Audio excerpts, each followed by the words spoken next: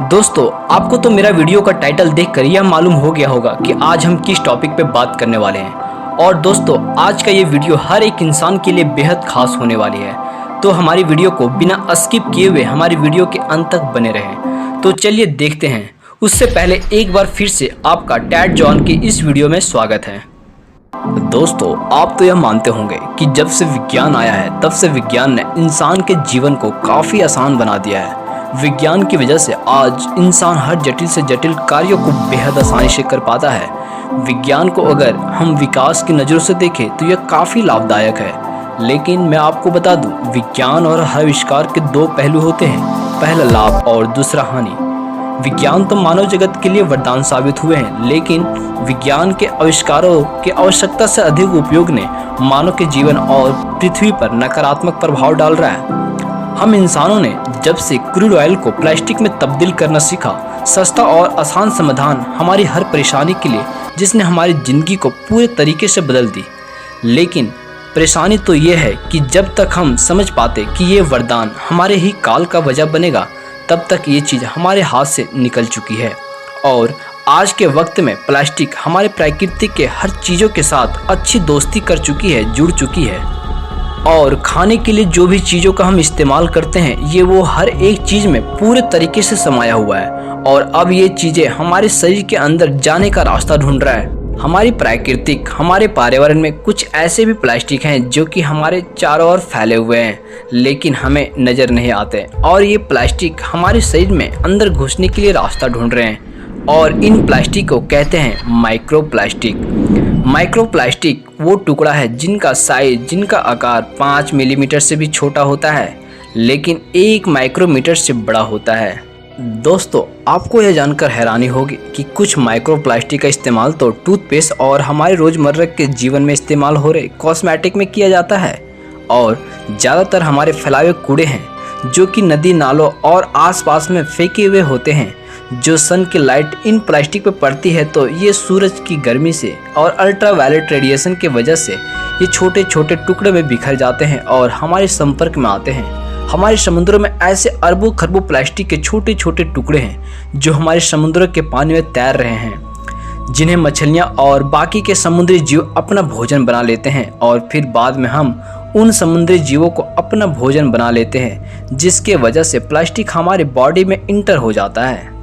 और ये बहुत बड़ी बात है चिंतन करने के लिए कि कई सारे वैज्ञानिक प्लास्टिक में मिलाए गए और भी सारे केमिकल्स को लेकर और भी ज़्यादा परेशान हैं, जैसे कि बीपीए, जिसका फुल फॉर्म होता है बिस्फिनॉल ए। बीपीए एक कार्बनिक सिंथेटिक कंपाउंड होता है जिसका यूज प्लास्टिक तथा रेजिन के निर्माण के लिए किया जाता है। और बीपीए को प्लास्टिक के बोतलों में भी ऐड किया जाता है ताकि प्लास्टिक और भी ज़्यादा ट्रांसपेरेंट हो सके। लेकिन बीपीए डायरेक्टली हमारे बॉडी के हार्मोन्स के ऊपर गंभीरता से असर करता है। और डीईएचपी ये केमिकल प्लास्टिक को और भी ज़्यादा लचीला बनाता है, लेकिन ये हमारे शरीर के अंदर कैंसर भी पैदा करता है। अब ये चीज़ हमारे बॉडी को कैसे इफेक्ट करता है, इस चीज़ को आप समझिए। समुद्र में रहने वाला सबसे छोटा जीव जब इस माइक्रो प्लास्टिक को खाता है, तब उस इलेंटेंट को छोटी मछली खाती है, उस छोटी मछली को उससे बड़ी मछली खाती है। बाकी के समुद्री जीव अपना भोजन बनाते हैं और आखिरी में हम उन जीवों को अपना भोजन बनाते हैं। फिर वो समंदर और नदी तालाबों में मिला हुआ माइक्रो प्लास्टिक हमारे शरीर में प्रवेश कर जाता है। और यहाँ तक कि जो माइक्रो प्लास्टिक होता है वो शहद में, समुद्री नमक में, नशीले पदार्थ, कोल्ड ड्रिंक्स, फास्ट फूड, हमारे टैप वाटर, सप्लाई वाटर और बाकी के हमारे वातावरण में उड़ रहे धूलकण में मौजूद होता है। और हर 10 में से 8 बच्चे और लगभग हर एक वयस्क इंसान के अंदर एक तरह का प्लास्टिक एडिटिव पाया जाता है, जिसे कहते हैं फैडिट। और इस दुनिया के 93% बासिंदों के यूरिन में बीपीए नामक केमिकल होता ही होता है। मेडिकल साइंस का मानना है कि पिछले अध्ययन में उन्होंने यह पाया है कि वयस्कों की तुलना में शिशुओं के मल में माइक्रो प्लास्टिक 10 गुना ज़्यादा पाया गया है। और प्लास्टिक की बोतलों से दूध पीने वाले बच्चे एक दिन में लाखों माइक्रो प्लास्टिक कण निगल रहे हैं।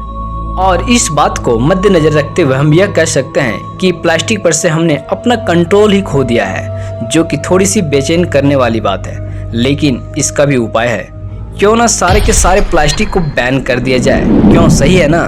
ना होगा प्लास्टिक, ना बजेगी बांसुरी, यानी कि ना ही फैलेगा प्रदूषण, है ना?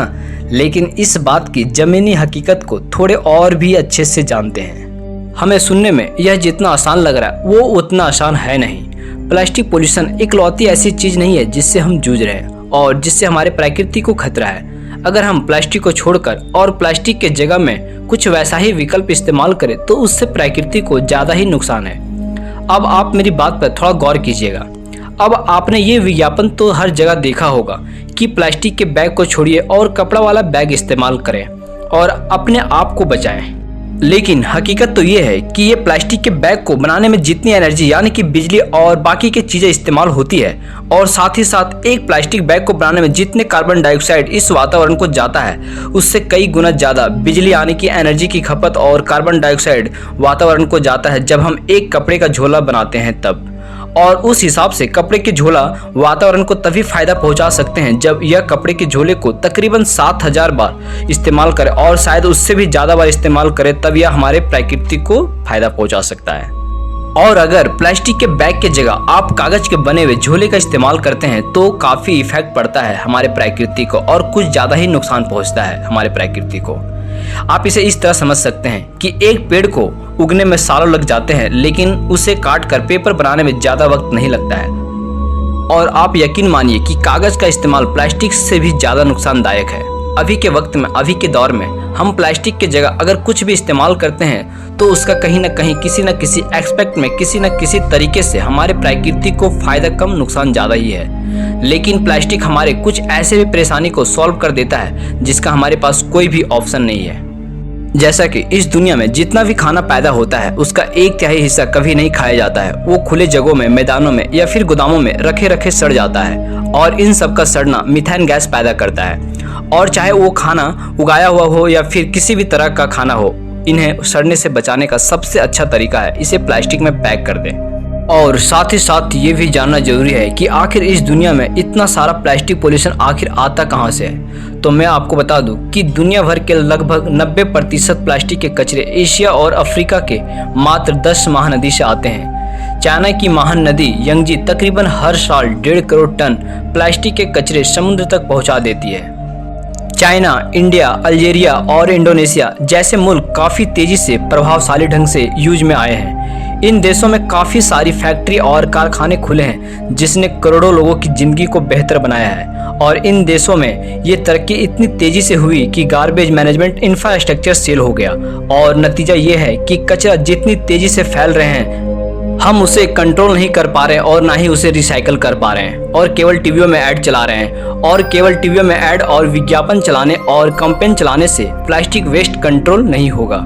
जितने ही तेजी से और जोर शोर से हम लोग प्लास्टिक कैंपेन कर रहे हैं उतनी ही तेजी से और जोर शोर से प्लास्टिक वेस्ट मैनेजमेंट और इंफ्रास्ट्रक्चर को भी तैयार करना होगा। और साथ ही साथ प्लास्टिक के प्रोडक्ट को इस तरह डिजाइन करना होगा जिससे कम से कम प्लास्टिक की खपत हो और प्लास्टिक को आसानी से रिसाइकल किया जा सके। तो दोस्तों आज के लिए बस इतना ही और हमें उम्मीद है कि आपको थोड़ा ही सही लेकिन कुछ जानकारी जरूर मिली होगी। अगर आपको यह जानकारी अच्छी लगी हो तो हमारे चैनल को लाइक सब्सक्राइब जरूर करें ताकि आप तक हर एक वीडियो पहुंच सके।